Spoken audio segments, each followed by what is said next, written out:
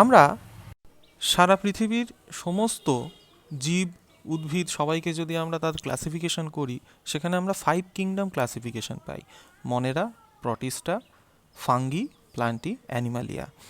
Animalia আমরা গাছপালা, plenty.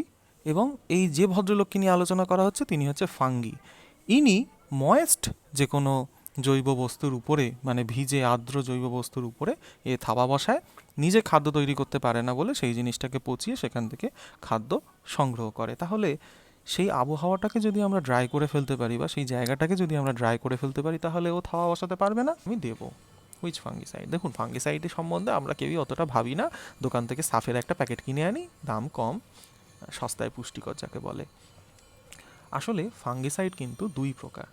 মূলত আপনি কিচ্ছুটি টের পাবেন না। গাছের ছালের ভেতর থেকে এই পচন শুরু হবে। ভবিষ্যতে ওই গাছটি বিপদে পড়বে না, কিন্তু